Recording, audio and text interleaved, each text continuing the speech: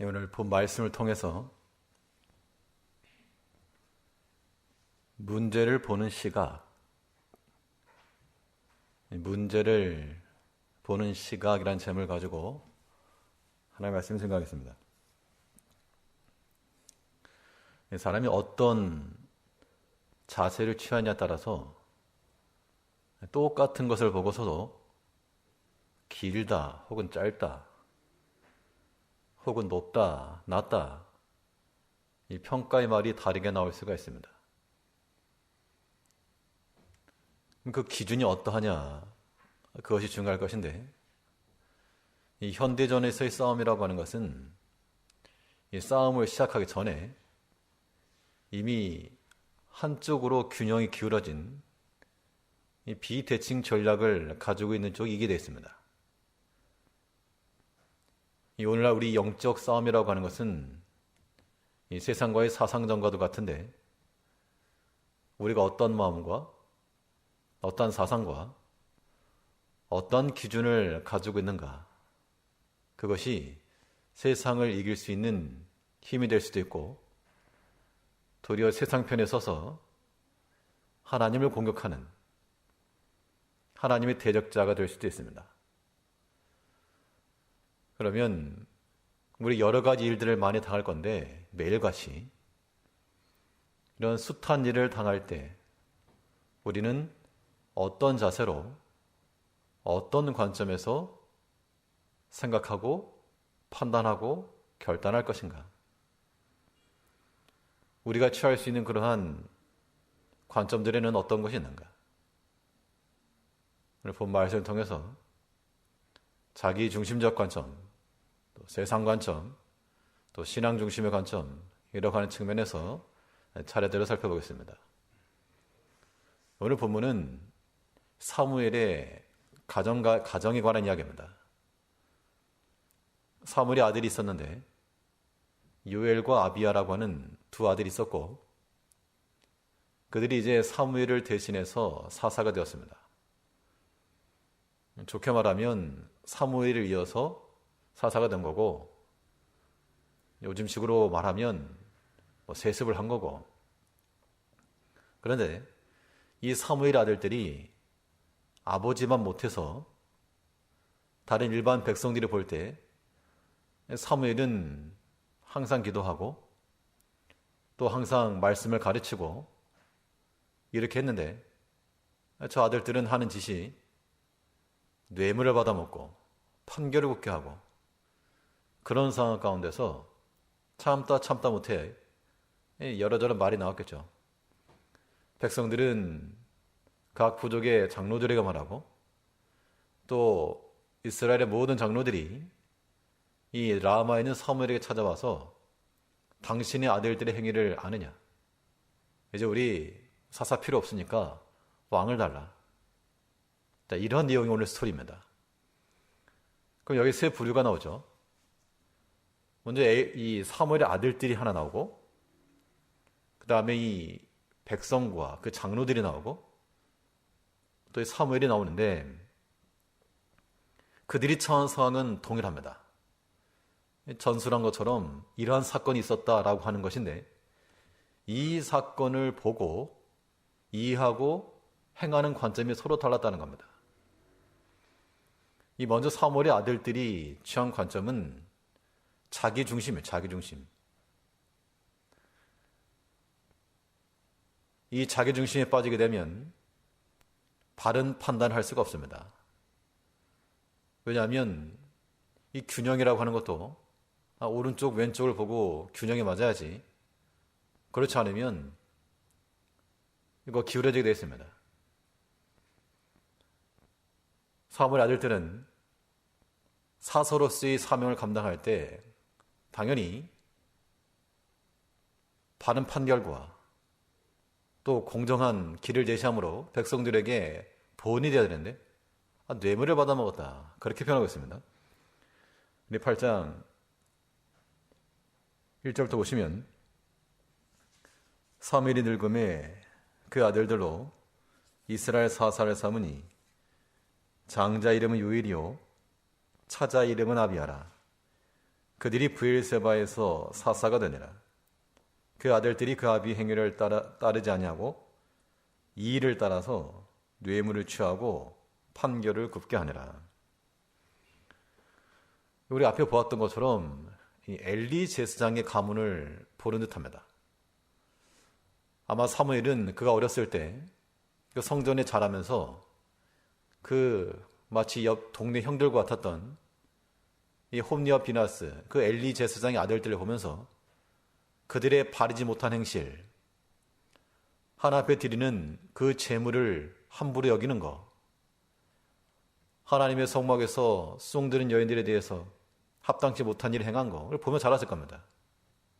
속으로는 저래가지고 어떻게 제사장의 자녀들이 하겠는가, 그런 생각할지도 모르겠는데, 이번엔 사무엘의 아들들이 뇌물을 받아 백성들의 지탄을 받는 그런 상황이 되었습니다. 이 사무엘 아들들은 왜 뇌물을 받았을까? 이 일을 탐하여 자신의 유익을 탐한 거죠. 사람은 본디 자신의 유익을 위해서 살아가는 존재들이지만, 여기서 우리가 금할 것은 육체의 욕심을 따라 나의 것으로 삼으려고 하는 것은 절대 내 속에 들어와도 소화도 되지 않고 속을 아주 부글부글 끓게 만들다가 그대로 빠져나가고 맙니다. 우리 몸에서 소화시킬 만한 걸 먹어야지, 그렇지 않으면 삼키고 나서 고통스럽죠.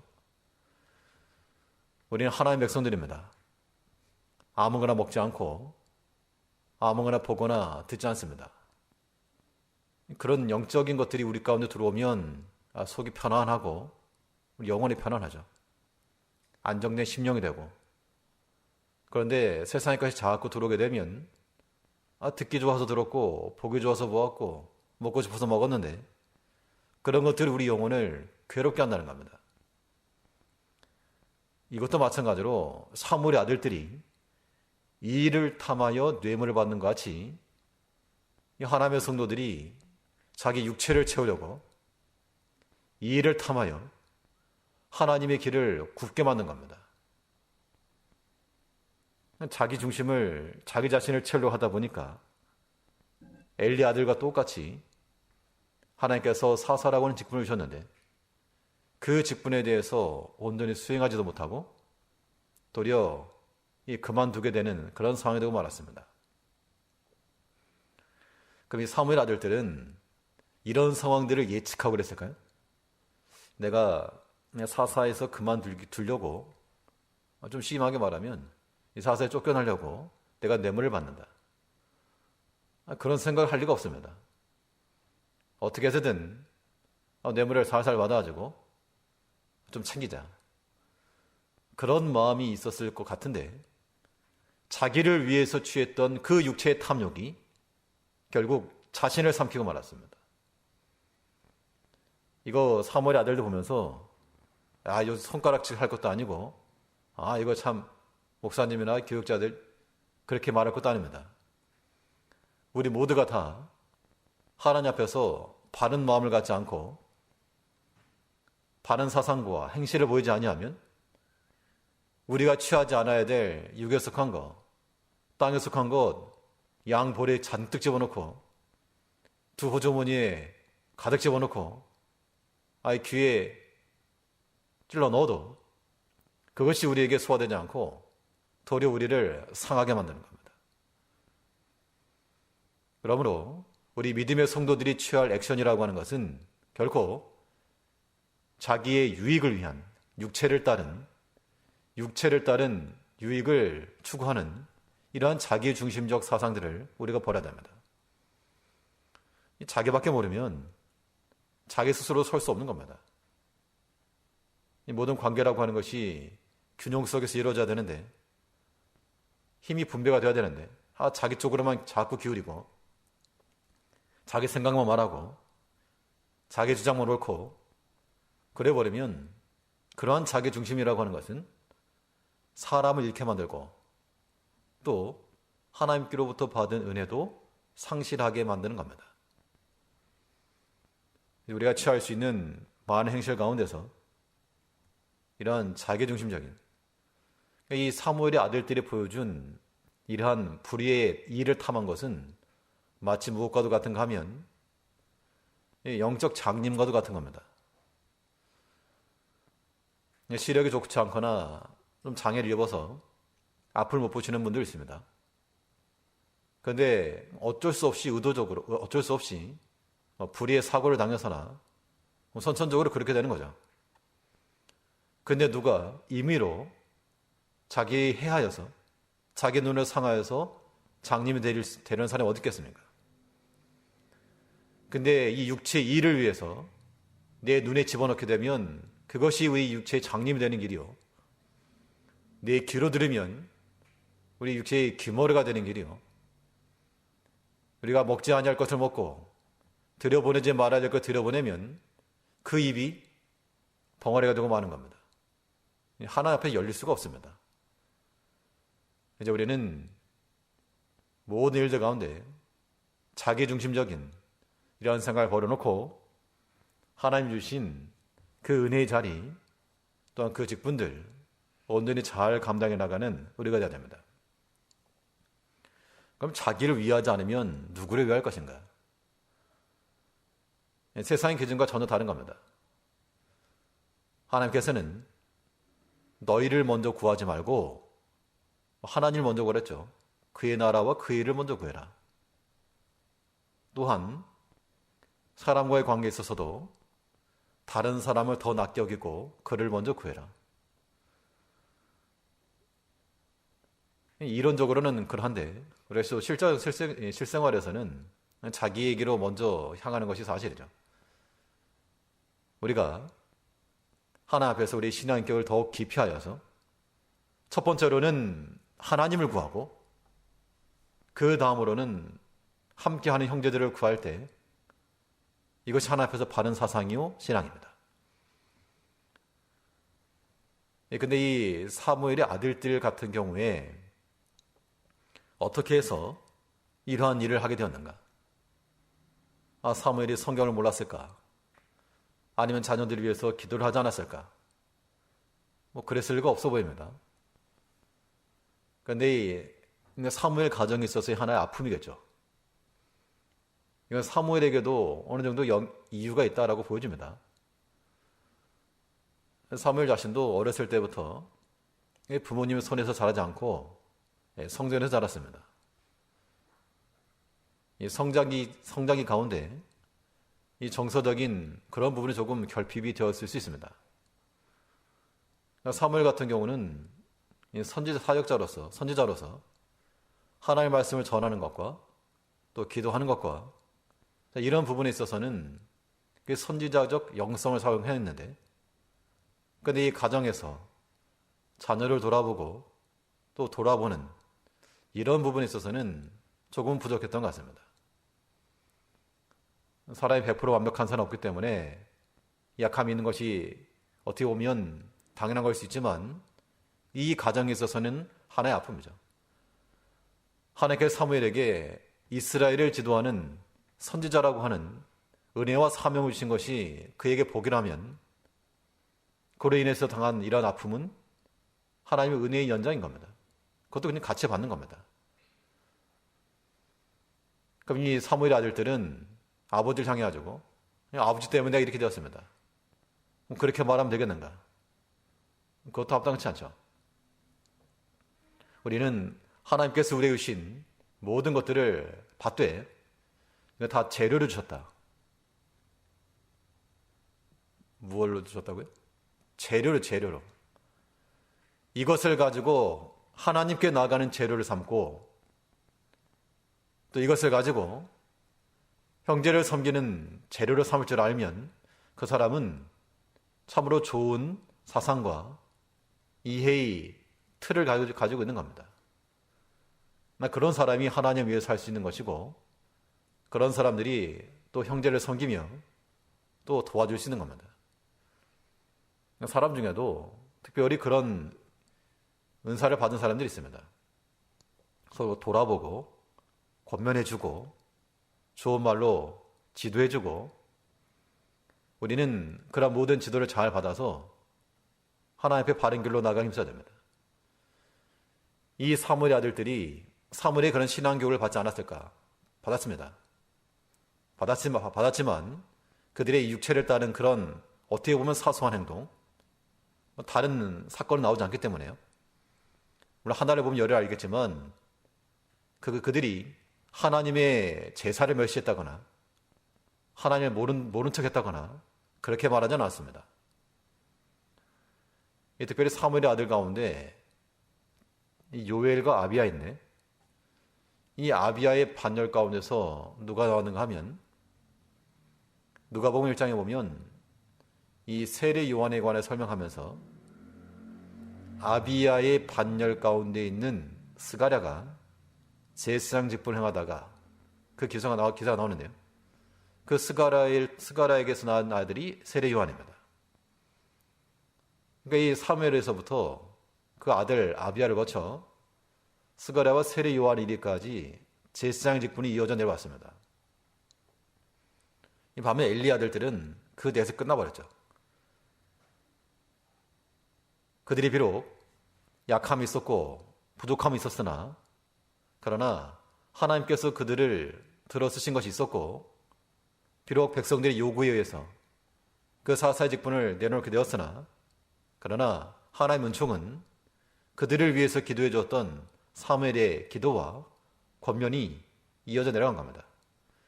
여기서 우리가 성도님께서 위로 받으실 것은 우리가 아무리 기도하고 했어도 이 자식 문제는 내 마음대로 안 되죠. 그럴 때 그래도 소망을 가질 것은 이 믿음의 권면을 받고 또 기도를 받고 자란 아이들은 비록 그들이 판결을 굽게 하고 뇌물을 받았을지라도 평생 그랬을까? 아마 그러지 않았을 겁니다. 그들의 사사의 직분을 내려놓고는 그 당시 사사는 이 재판하는 것과 제사장 직분을 동시에 겸했으니까요. 이 재판하는 그 권세를 내려놓으니까 제사장 직분에 전념했을 것 같습니다. 만약 제사장 직분도 바로 하지 못했다 그러면 그것도 아마 바뀌었을지 모르겠는데 그 계대를 이어져 내려간 것을 보면 그들이 땅에 있는 것으로는 부족함이 있었지만 또 하나님께서 허락하신 그네를 완전히 소멸하지 않았고 이것이 그 믿음의 부모의 기도와 신앙적 지도가 아니었겠는가 우리가 추측해 볼 수 있는 겁니다. 이제 우리가 우리 믿음의 자녀들을 위해서도 참 바뀔 것 같지 않은 그런 자녀들에 대해서도 소망 가지고 끝까지 기도와 또 신앙적 지도와 권면을 끊이지 않게 나갈 때 그 자녀 때에 가서도 하나님께서 역사할 수 있는 겁니다. 그런 소망을 가지고 살아가되 우리는 자기 유익을 위한 그런 자기 중심적 사고를 가지고 살아가는 것은 하나님께서 기뻐하시는 바가 아니다 라고 하는 그런 인식들을 분명히 해야 될 겁니다. 둘째로 이 문제를 보는 시각에 어떤 시각을 갖겠는가. 두 번째로는 이 세상 중심적 시각이 있는 겁니다. 이게 백성과 그 장로들이 보여준 예인데 사실 오늘 본문은 난해 구절 가운데 하나입니다. 자, 이 백성들이 왕을 구한 것이 잘한 일인가 못한 일인가. 자, 표면적으로 놓고 보면 원인을 제공한 거. 백성들 입장에서 보면 이거 다 사무엘의 아들들 때문이고 그걸 지도 못한 사무엘 때문이고 이 손가락질이 사무엘과 그 아들들을 향하는 겁니다. 그런데 하나님께서는 사무엘을 통해서 하시는 말씀이 내 아들들 사무엘 네가 잘못했다 라고 말씀하신 것이 아니고 저들이 나를 버렸다 또 이렇게 말씀하고 있습니다. 그럼 이 백성들이 사무엘에게 나아가서 그 아들들이 행한 것을 고발하고 왕을 달라고 요구한 것 그게 잘못되었는가? 잘잘못의 문제가 아니고요. 하나님께서 분명 하나님의 약속대로 그들을 구원하실 메시아는 이 왕의 직분도 가지고 있는 겁니다. 분명히 왕을 세워서 하나님께서 역사하실 것이 분명하지만 이 백성들은 지금 자신들이 나서서 그걸 요구하고 있었습니다. 이 본문 4절 말씀에서 이스라엘 모든 장로가 모여 라마에 있는 사무엘에게 나가서 그에게 이르되 보소서 당신은 늙고 당신의 아들들은 당신의 행위를 따르지 아니하니 열방과 같이 우리에게 왕을 세워 우리를 다스리게 하소서 하니라. 백성들의 말이 틀린 말이 아닌데 하나님께서 기뻐하지 않았다 그랬습니다. 이 말을 어떻게 이해할 수 있는가 하면요, 이 부모가 어린 아이들에게 뭐 선물을 하나 주기로 약속했다 한번 가정해 보시면 며칠 날 뭘 주겠노라, 아니면 원하는 게 무엇이냐, 나 준비를 해놨는데 뭐 생일 되기 전부터 언제 줄 거예요, 빨리 주세요, 언제 줄 거예요, 계속 그러면 이 부모가 주려고 했던 거지만 이제 거기서 이제 혼이 날 수 있는 겁니다. 잘못했다는 것이 아니고 하나님의 때를 기다리지 아니한, 분명히 사무엘 아들 때 행위는 잘못됐죠. 그러면 그 사사들에 대해서 징벌하시는 분이 누구십니까? 하나님께 맡겨, 하나님께. 엘리 아들들이 잘못하고 나갔을 때 백성들이 들고 일어나서 백성들이 촛불 들고 나와가지고 제사장 교체라 그렇게 한 게 아니고 하나님께서 하나님 때 하나님의 방법으로 그들을 진노하셨고, 그것 때문에 근본 이 일을 당했을 때에도 이 백성들이 만일 나가서 그들이 만일 사무엘의 마음을 좀 이해해주고 그에 본 사정을 아니까 또 그가 평생토록 돌아다니면서 순회하면서 복음을 전도하다 보니까 이 가정 일에는 자기들만큼 충실하지 못했을 수도 있죠. 그 마음을 이해하면서 또 그 장로들이 사무엘 아들들은 더 어렸을 거 아닙니까? 나아가서 권면하면서 그렇게 하면 안 된다, 그런 신앙적 조언과 지도를 해줬다면 어떻게 되었을까?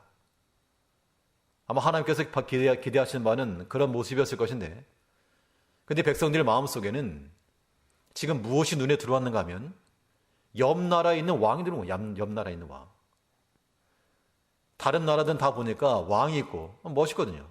중앙 집권에서 뭔가 시스템이 갖춰져 있고 각 부서와 제도가 있고, 근데 우리를 보니까 사사 정비도 없고 제도도 없고 그냥 그가 하는 말이면 하나님 말이라 하고 그 아들들은 또 저러고 있고 하다 보니 그 백성들의 요구는 하나님의 뜻을 따른 요구라기보다도 옆 나라에서 움직이는 세상의 기준과 세상의 제도가 그들의 주장의 근거가 되었다는 겁니다. 이런 게 세상 중심인 거죠. 이스라엘 백성들이 광야로 나왔을 때 애굽에서는 화려한 문화를 봤습니다. 지금 봐도 신비한 스핑크스나 피라밋이나 그런 걸 직접 만들었으니까요. 광야로 나와 보니까 하나님 뜻이라고 나왔는데 적과 꿀이 흐른다고 나왔는데 흐르기는커녕 무섭고 두려운 광야였다는 겁니다. 그러다 보니 자연스럽게 애굽 돌아가자, 장관 하나 세워가지고 애굽 돌아가자, 이 하나님 백성이라고 하는 거 이거 너무 체계가 없고 너무 시스템적이지 못하고 너무 조직적이지 않다. 이러한 이야기들은, 이러한 요구는 항상 있어 왔습니다. 저 돌이켜보면 학생 때부터 또 청년 때부터 교회에 대해서 항상 그런 이야기들이 있었습니다. 체계적이지 못하다, 체계성이 없다, 뭔 제도가 안 좋다. 그런데 그렇게 말하는 모든 제도, 체계 이런 것들은 사실상 그런 거 맞죠. 그게 나쁘고 잘못됐다는 것이 아니라 그러한 것이 하나님 교회의 중심이 되는 것, 그것이 있어야지만이 중심이다, 그렇게 말할 수는 없다는 겁니다. 하나님께서 그의 제도 가운데, 세상 제도 가운데 갇히지 아니하시고 하나님이 친히 그의 백성을, 그의 선지자를 통해 말씀하시고 우리가 듣겠나이다, 주여 말씀하시옵소서, 이것이 하나님 백성의 체계요 하나님 나라의 질서입니다. 근데 우리가 원하는 거는 그게 아니고, 그거 말고 더 체계 있는 거, 더 뭔가 질서 있고 모양 잡힌 거, 옆 나라 왕이 있는데 참 좋아 보이더라, 우리도 왕 세우자. 그러한 요구를 할 수 있지만 그러나 하나님께 뭐라 했습니까? 그들의 요구를 들어줘라 하긴 했습니다. 그러나 이 모든 것들이 자연스럽게 어느 한 사람의 요구나 주장이 아니고 모든 사람의 그런 관심이 되고 또 합의가 돼서 함께 나가는 것이라면 자연스럽게 되는 겁니다. 근데만 인위적으로 이번 주부터 뭐 제도를 바꿉니다. 뜯어 고칩니다. 그렇게 하면 일이 되겠는가? 세상의 기준과 가치관이 우리 판단 속에 들어오게 되면 그것을 가지고 우리가 신앙생활을 해나갈 때 말 그대로 세상 기준 되는 겁니다. 이 백성의 장로들이 모여와서 사무엘에게 나오기 전에 얼마나 많이 모였겠습니까? 백성들로부터 숱한 이야기를 들었을 것이고 또 그들끼리 만나서 얘기를 했을 것이고 마지막 사무엘에 찾아 나아가기 전까지 참 많은 일들이 있었을 것인데 그 가운데서 그들이 내린 결론이 가서 예전 우리가 미스바에 모여서 하나님 앞에 회개하고 하나님 백성이 되기로 돌이켰던 것처럼 우리 다시 한번 그렇게 합시다. 그런 마음을 가지고 나간 게 아니고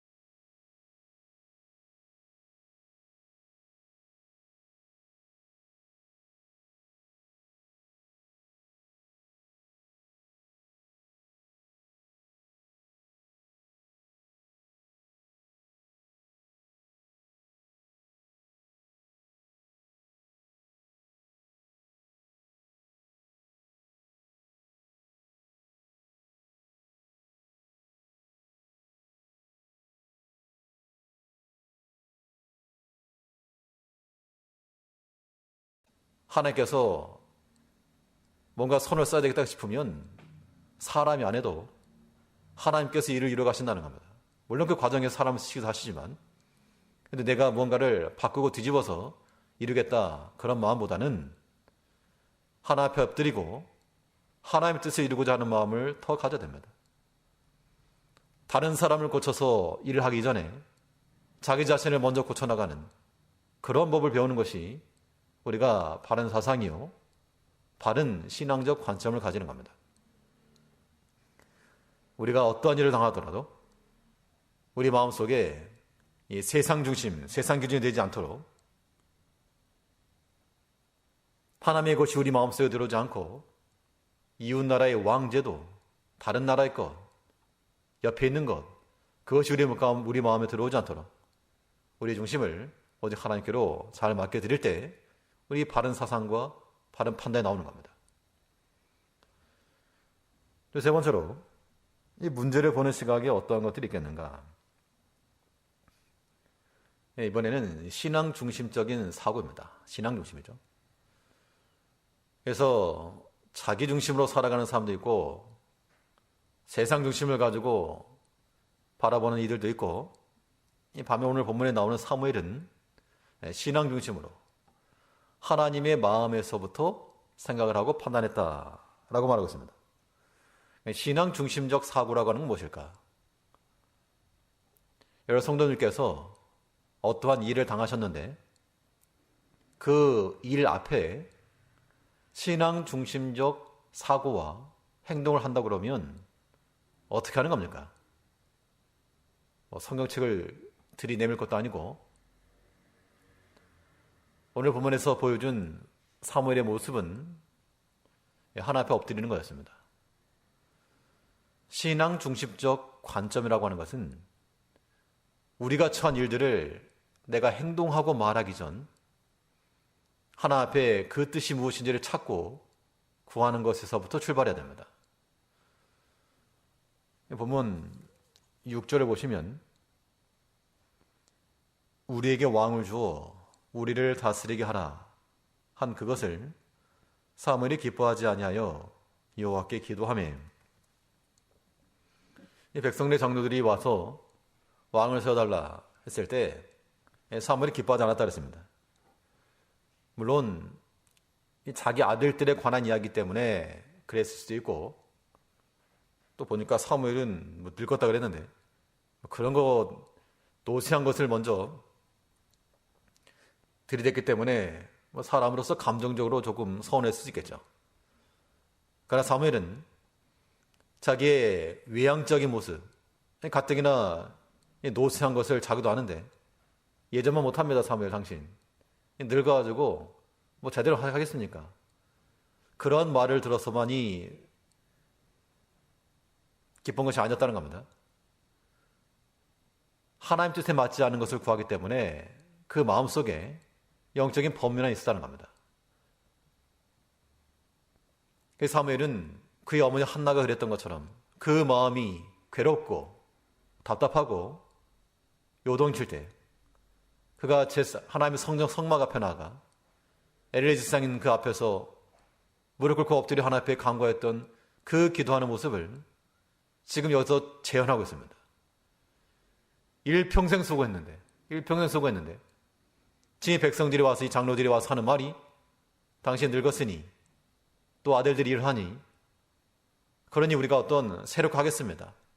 다시 한번 새로운 마음을 가지고 해주십시오. 그런 것도 아니고 왕을 세워달라.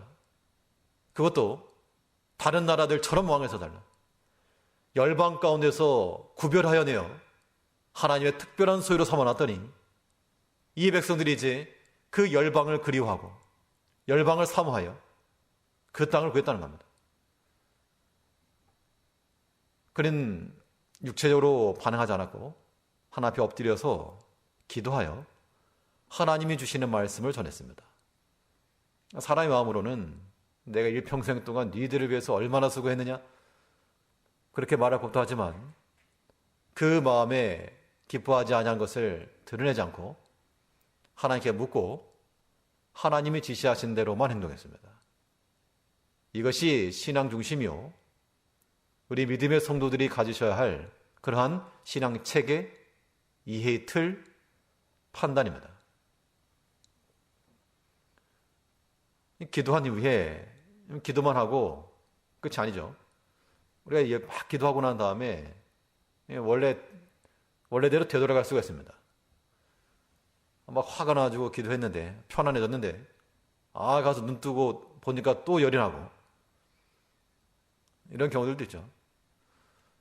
우리 신앙 중심이라고 하는 것은 하나님의 뜻을 구했으면 이제는 속상한 내 마음 가지고 일하지 말고 하나님께서 내게 명하신 그 말씀을 내 입에 담아 하나님의 마음을 담아서 하나님의 마음을 가지고 그 입장을 헤아려 하나님을 대변하는 심정으로 말하고 행동할 것이 필요합니다.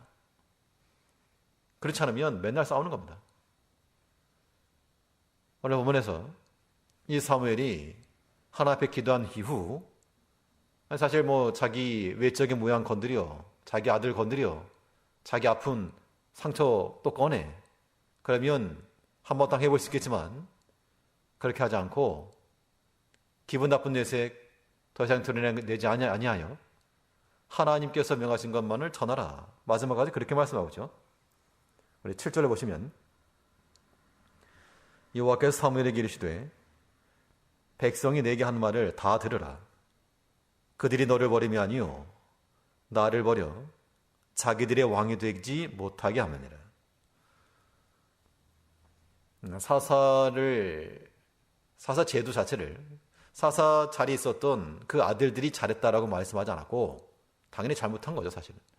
그러나 그 사사 더 나은 사사를 세워달라거나 새롭게 하여 바른 직분 감당해달라 이게 아니라 옆에 왕을 달라는 것은 그 열방의 왕들이 섬기는 그 신을 섬긴 같이 나를 버렸다 그 이야기입니다. 그러니까 세상을 이 왕을 구했다는 것 자체가 하나의 제도만이 아니고요.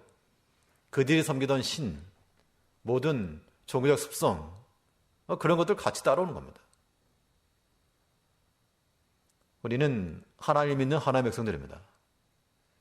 우리가 마땅히 가져야 될 그러한 신앙 체계, 이 틀은 자기 육체를 위한 자기 중심이 되어서도 안 되고 그 많은 학식과 경험에 의한 세상의 것이 우리 마음에 자리 잡아도 안 되고 오직 하나님의 뜻을 묻고 찾고 그 하나님의 마음으로 행할 줄 아는 그러한 신앙 중심적 판단 체계가 필요합니다.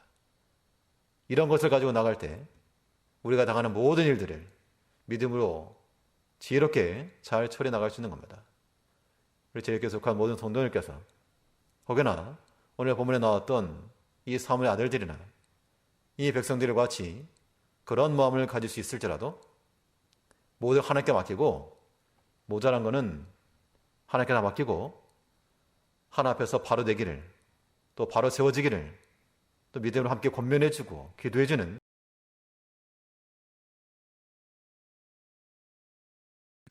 그래서 하나님께 날마다 우리 모든 교회 구성원들이 하나 앞에서 바른 마음을 가지고 신앙 중심으로 나감으로 하나님 기뻐하시는 그러한 신앙 공동체 세워나기를 간절히 기대하겠습니다.